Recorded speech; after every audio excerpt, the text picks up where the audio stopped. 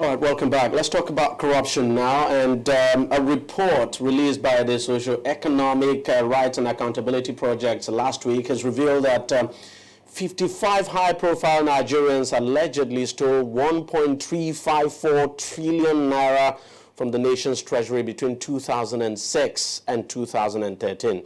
Now, in the newly launched 112-page report, SERAP explains that the dimensions of corruption and catalogs of why Nigeria has a small number of convictions in the prosecution of corruption cases. That's SERAP now explaining. Now, a consultant to SERAP, Dr. S. Omo-Agege, explained that despite these offenses, little is done to prosecute offenders. He listed the causes of delay of high-profile cases in Nigeria as alleged ill health of offenders, immunity clause, which is now used as a license for impunity, loopholes in legal processes, political interference, among others. Now, the report is quite shocking, to say the least.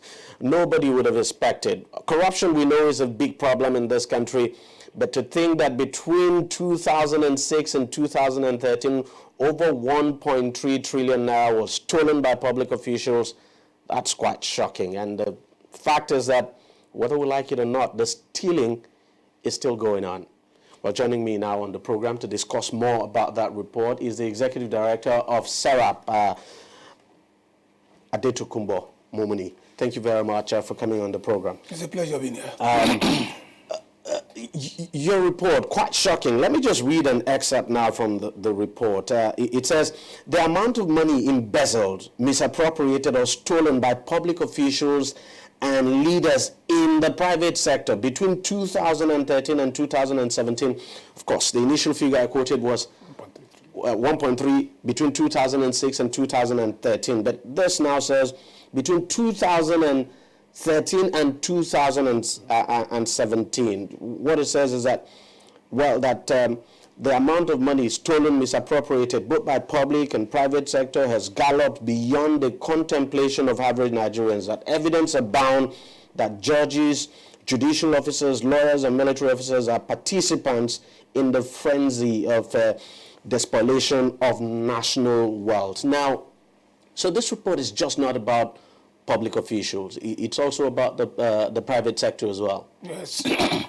When things will happen in the public arena, for it to happen effectively in the public arena, there will be some private collaborators, people who work in the private establishment. And that is the tragedy that we all face as Nigerians. When people in the public sector steal, they need collaborators from the private sectors to assist them in making it possible. For example, one of those that spoke at the launch of the report said, in fact, two persons, one Barrister Ogala, then famous Femi Falana, said, the people that are responsible for these grafts within the Nigerian society are the banks. You see, when these monies will not be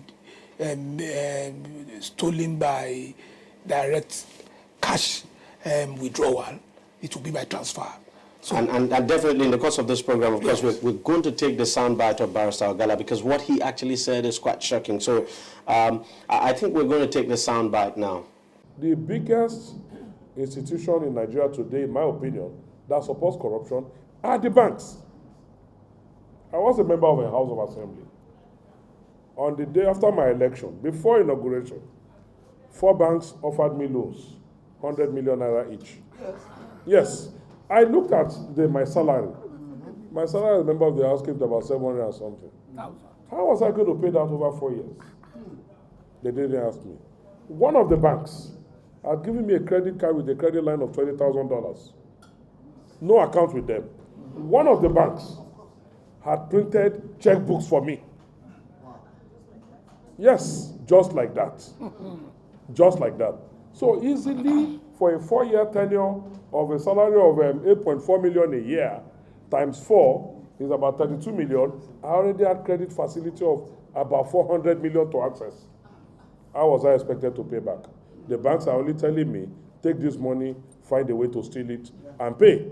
Welcome back. I mean, we had Barrister Ogala there explaining that when he became a member of the House of Assembly. Assembly. Considering how much he earned, that the banks were willing to offer him loans to the tune of 100 million naira. Nothing. I mean, that money far higher than what he would have earned. Because when Barrister Ogala was in the House of Assembly, his salaries, give and take, will not be, for a total period of 4 years. Yeah, he said so. Will not be...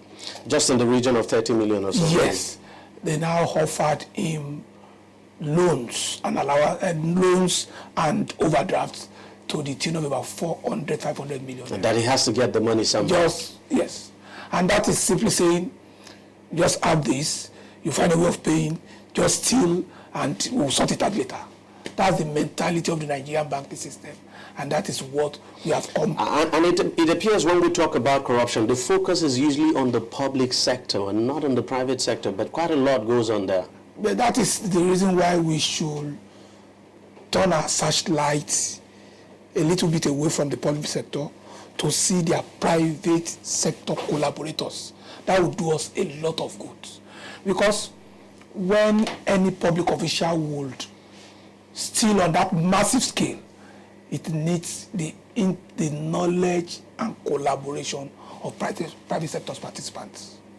Another aspect of that report that is quite worrying is the number of cases prosecuted by the anti-corruption agencies. Let me quote something now from the report. It says, while the main anti-corruption agencies secured more than 1,500 non-high-profile convictions between 2000 and 2007, they could only muster 10 high-profile convictions between the periods. That's quite worrying. And as we speak today, there are cases, corruption cases that actually dates back to 1999, 2003. A good example, take the Daria case for instance. You have the Ojo Kalu case still there. So it's quite worrying. What exactly is going on? And let me tell you straight away that when I was at the university, we were talking about the definition of law. One thinker said, the law is a net that only captures the small fries. The big fries just break open the net and they go scot-free. So the law is for taking care of smaller people in the endeavors of malfeasance or corruption. But when it comes to the big fish, then it's like the title of the report, letting the big fish swim. Yeah. What the report is simply saying is that we have seen repeatedly how the mighty and the powerful in society use the money they stole from corruption to engage lawyers, to bribe judges, to do all manners of oddities against the administration of criminal justice system in Nigeria. For example, there are provisions in the Administration of Criminal Justice Act that are meant to stall and block time wasting.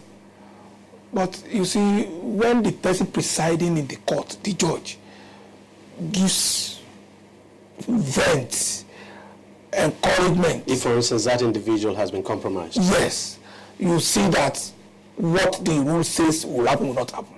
And that is so worrying. And that is why I believe that the NBA, the National Judicial Council, must look at a link between what they will do to lawyers who seek the title of son, and they will now start looking at what have been their antecedents and performance in terms of sincere and sound practice of criminal law advocacy in Nigeria. They want to see whether this lawyer, in spite of his brilliance, has it been doing... Because there's no question at all. Even the report said so, that lawyers are partly... responsible. Yes. You see, that is why we say the NBA, the NJC, must start linking the acquisition of sand to how well you practice. Not in terms of cases won, but in terms of your ethics of practice. So that you don't abuse the system, then profit from the system. Because the rank of SAN is a privilege. And for you to be able to, for you to be entitled to that privilege, you must be a good lawyer in terms of ethics. Because you remember that Ibori here pleaded not guilty to obvious shortcomings. When he got to London, he was even asking the lawyer that he engaged there, can't you delay? I said, no, it's not like that here. When I do that, I will be regarded as wasting Her Majesty's time and resources, and my certificate will be withdrawn. That is there. So there are no sanctions here? Yes, yes. And the truth of the matter is that there are sanctions, but the people that are supposed to enforce the sanctions are not just doing their bit. Something else I want you to react to. You said, it says here that in the investigation, prosecution and trial of high-profile corruption cases in Nigeria, justice is imprisoned by snares contrived by actors in the legal community in aid of looters. You see, who are the actors in the legal community? The lawyer is one, the judge is another, the investigator is another, the prosecutor is another. So sometimes investigations are done so shoddily. Yeah, and that actually came through in the report. That yes. When it involves high-profile cases, it is easier for the investigation to be bungled. Deliberately, so that, you see, we are not, when we say the judges must do justice, we are not asking for a rubber stamp judiciary. But when you present your case before the court, the standard of proving a criminal case all over the world is proof beyond reasonable doubt. Once any doubt is evident, the accused person goes home, more or less, scot-free. And that is why you see that a lot of people that should be in prison are walking our streets free, like it is. There are a lot of conspiracies against the Nigerian criminal justice system, perpetrated by lawyers, perpetrated by judges. And that administration of criminal justice system was supposed to be like the elixir of all of these problems we have, but unfortunately not. But so it means what you're saying here is that the key is that it's not enough to just have the law. Exactly. Yeah, but the key is enforcing those laws. You see, that has always been the problem that I have with Nigerian system generally. Why won't we follow our law? All right, well, let's just take a short break, and when we come back, we'll take a further look at this report, and there are certain aspects of the report I actually want us to talk about. We'll take a short break now, and we'll be right back. On DEJI360, we don't just ask the questions. What is wrong with amending the Constitution the way the National Assembly members have been doing it? We seek answers. Constitution is constituent. Our problem is not lack of laws. Our problem is lack of the willpower to implement our laws. Answers that provide clarity. While we negotiate, we should try to make it a point that the girls must be complete. The clarity you need to make informed judgment so that you can make the right decision and take action. People are saying it is you politicians that are responsible for this, that you are the reason why this is happening. All these dollars that call themselves governors in this country. I wish we had people like Tony at the National Assembly. God forbid that I go to join that band. DEJI360, providing clarity to issues.